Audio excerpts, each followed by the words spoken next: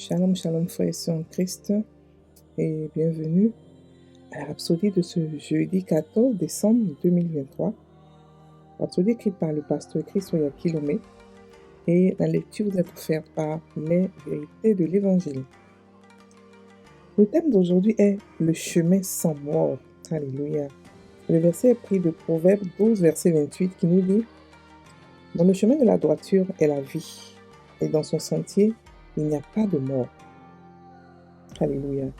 Le pasteur Christ dit « Bien que le verset ci-dessus se trouve dans l'Ancien Testament, il pose les bases d'un principe qui s'étend dans le Nouveau Testament.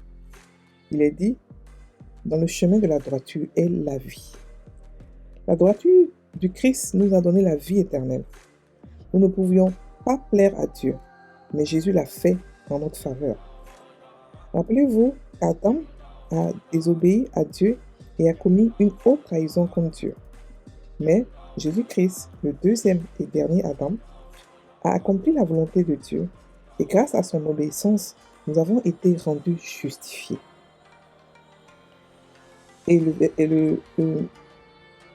C'est pourquoi, comme par le scandale d'un seul jugement, la condamnation a frappé tous les humains, de même, par la droiture d'un seul, le don gratuit est venu sur tous les humains pour justifier la vie. Car comme par la désobéissance d'un seul, plusieurs ont été rendus pécheurs, ainsi, par l'obéissance d'un seul, plusieurs seront rendus justifiés. Alléluia. Regardez à nouveau la construction de notre verset du jour, qui dit « Dans le chemin de la droiture est la vie, et dans son chemin, il n'y a pas de mort. » Sur le chemin de la droiture, la mort n'a pas de place. C'est un chemin sans mort. La Bible dit dans Romains 8, verset 2, « Car la loi de l'esprit de vie en Jésus-Christ m'a affranchi de la loi du péché et de la mort. » La construction grecque, ici, ne fait pas référence à être délivré du péché comme si vous avez été piégé dedans, ou vous avez été sauvé ou délivré de la mort, comme si vous étiez dans ses griffes. Ça signifie plutôt qu'en Jésus-Christ, vous êtes vide de la mort. Il n'y a pas de mort en vous. Alléluia. Le corps humain est appelé corps de mort, dans Romains 7, verset 24. Dès sa naissance, une personne porte en elle-même la mort. Tout est fait pour éviter que la personne ne meure. C'est parce que l'humanité a hérité de la malédiction de la mort dans le monde. Alors Paul dit, dans Romains 7, verset 24, « Misérable que je suis, qui me délivrera du corps de cette mort ?» Le verset suivant dit, « Je remercie Dieu par Jésus-Christ, notre Seigneur. » Et Romains 7, verset 25. Jésus a fourni la solution. La loi de l'esprit de vie en Jésus-Christ nous a libérés de la mort. Louez Dieu. Alléluia. Fin de la rhapsodie. Alors, aujourd'hui, la rhapsodie parle de quelque chose de vraiment important. Ça a l'air simple, mais c'est vraiment incompris dans le corps du Christ. Il faudrait que le corps du Christ comprenne ce que nous sommes, ce que nous possédons et ce que nous n'avons pas. Alléluia. Le pasteur nous explique le chemin sans mort. Et il prend pour verset, Proverbe 12, verset 28, qui nous dit que dans le chemin de la droiture est la vie, et dans son sentier, il n'y a point de mort. Quel est ce chemin sans mort? Ce chemin sans mort qui comporte la vie, alléluia, c'est le chemin que nous avons en Jésus-Christ. C'est la parole de Dieu qui n'a pas de mort. Mais il va plus loin pour expliquer quelque chose de plus grand. Donc il explique que ce verset, bien qu'il soit dans l'Ancien Testament, pose les bases du Nouveau Testament. Parce que dans l'Ancien Testament, il n'y avait pas de... La mort régnait toujours. La Bible nous dit que la mort a régné depuis Adam jusqu'à Moïse. Et même après ça, il a régné encore jusqu'à Jésus. Donc toutes les familles ont connu la mort. Et ce n'est pas seulement la mort physique, mais toutes sortes de morts. Le corps humain que nous avons reçu quand nous sommes nés dans ce monde, c'est un corps qui est appelé corps de mort. Parce que ce corps-là, il ne peut pas ne pas mourir. Parce que c'est un corps qui est pécheur. Il ne peut pas changer. Pour qu'il puisse changer, il faudrait qu'il meure. Et c'est pour cela qu'on a connu la mort. Voilà. Donc, parce que ça nous explique que, parce qu'Adam a désobéi à Dieu, il a hérité de la mort. Ok? Donc, par lui seul, la mort est entrée Et heureusement, Jésus est venu pour nous donner une vie qui n'est pas soumise à la mort. On doit comprendre quelque chose. Le chrétien, ce n'est pas celui qui a été régénéré après la mort ou qui peut contenir la mort. La nature que nous avons ne peut pas avoir la mort. C'est pour ça que le pasteur dit ici il explique quelque chose d'important. Il dit, lorsqu'on est délivré du péché ou délivré de la mort, ce n'est pas comme, bon, il a pris d'abord le verset qui dit, car la loi de l'esprit de vie en Jésus-Christ m'a affranchi de la loi du péché de la mort. Quand il dit affranchi, ça ne veut pas dire que on était piégé et on était délivré. Ou ça ne veut pas dire que on était sauvé ou délivré ou non, ça veut dire seulement que la nature que nous avons ne peut contenir la mort. Je répète, la nature que nous avons ne peut contenir la mort. Ok? Donc, on n'a pas de mort en nous. Il n'y a pas de mort en nous, quelle que soit la mort. Ça veut tout simplement dire que le chrétien qui va comprendre cela et qui va croire à cela ne va pas connaître la mort. Non seulement la mort, mais le vieillissement, la maladie et tout ce qui va avec. La mort, c'est quoi? La mort physique, c'est le vieillissement de nos cellules, les cellules humaines qui partent après pour s'éteindre. La mort spirituelle, c'est la séparation avec Dieu. Et cette séparation-là a créé la mort physique. On n'était pas né pour mourir. Dans le plan de Dieu, on ne devait pas mourir. Mais comme Adam a désobéi, tout s'est dégradé et on a été séparé de Dieu. Il a séparé de Dieu parce que Adam était notre représentant. Et lorsqu'il s'est séparé de Dieu, la mort physique a suivi, la maladie a suivi, tout ce qui est mauvais a suivi. Donc Adam, après sa désobéissance, a porté la mort en lui. Ok? Mais nous, qui sont nés deuxième Adam, nous, la mort n'a plus de pouvoir sur nous parce qu'on est déjà mort. Ok? Jésus est mort pour toute l'humanité, pour le monde entier. On est tous morts. On est tous allés en enfer. Avec l'enfer par lequel on devait passer tous, on est passé par là avec Jésus. Maintenant, ceux qui ont accepté Jésus sont sortis de l'enfer. Ils sont sortis de l'enfer, ils sont ressuscités pour une vie nouvelle. Donc la mort, ils ont déjà connu la mort. Mais ils ne peuvent pas connaître la mort encore deux fois. Légalement, ce n'est pas possible, sauf si celui qui vit cet événement ne sait pas qui il est.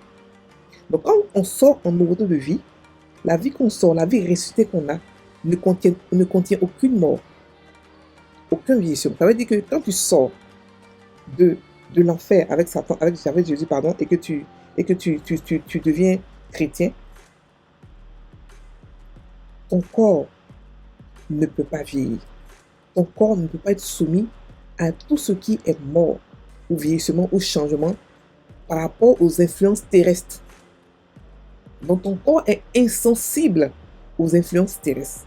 Ton corps est insensible à la maladie, au péché. C'est-à-dire que la loi du péché et de la mort qui traumatisait avant notre corps n'a plus de pouvoir sur le corps d'un chrétien.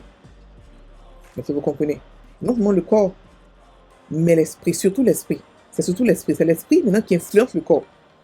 Ça veut dire qu'un chrétien peut être malade, on le voit, il est malade, mais il ne sait pas que son esprit est en bonne santé. Il ne sait pas que son esprit a la vie en lui. Donc il peut contaminer son corps depuis son esprit, de l'intérieur vers l'extérieur.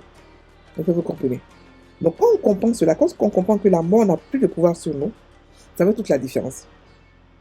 Ok? C'est pour ça que Paul disait que qui me délivrera du corps de cette mort? Il appelait ce corps-là la mort. Ok? Et ce corps-là peut être souvent un peu lourd à porter. Mais Dieu dit que on a le pouvoir sur ce corps-là depuis notre esprit. Ce que notre esprit est, ce corps-là peut être pareillement.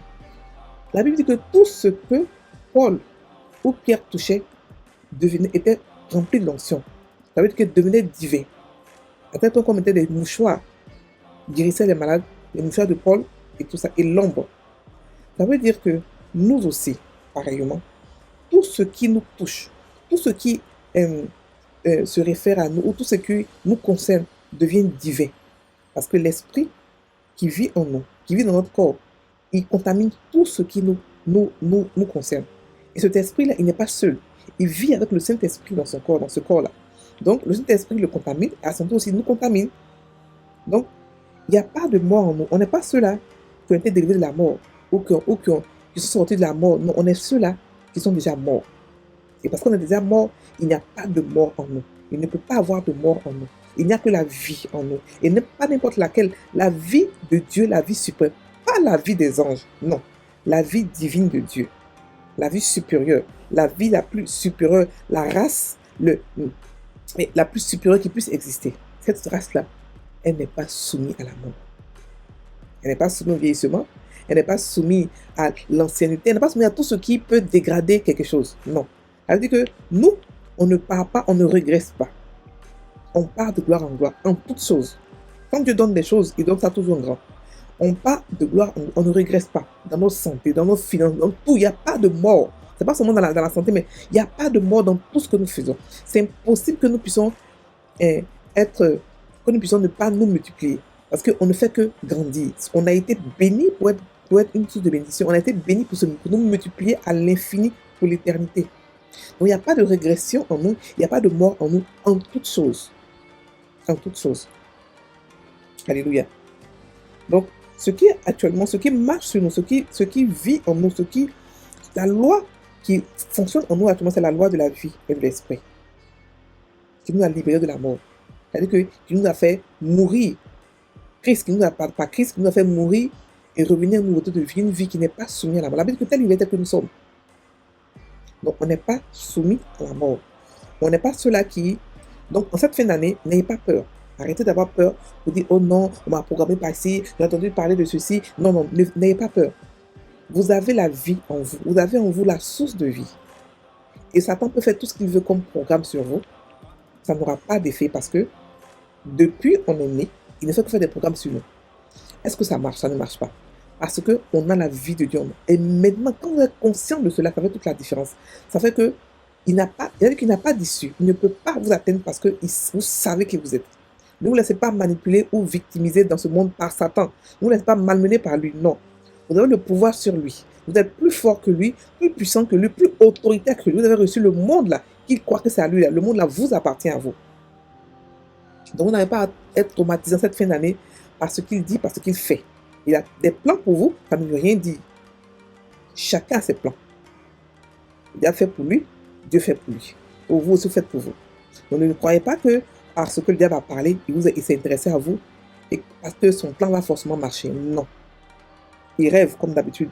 Il n'est pas relevant, il n'est pas important, il n'est pas un facteur. Ce qui est un facteur pour nous, c'est la parole de Dieu. Ce que Dieu dit de nous.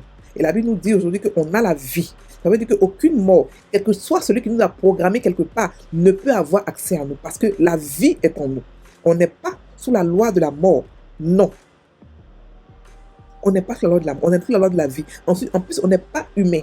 On est divin. On est des dieux qui vivent dans un corps humain, qui avons une expérience humaine.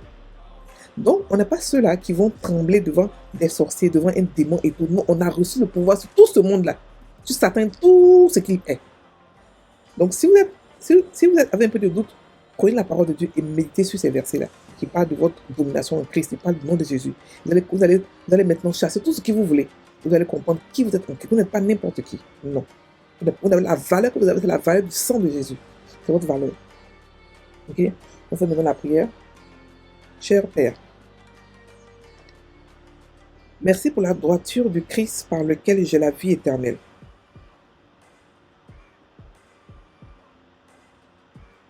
C'est pourquoi je marche dans la droiture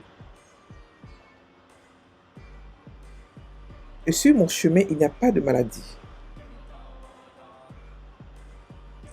Il n'y a pas d'infirmité ni de douleur. Il n'y a pas de faiblesse ni de mort. Car la loi de l'esprit de vie en Jésus-Christ m'a affranchi de la mort. Alléluia. Amen. Soyez en Christ, passez une bonne journée. Soyez bénis.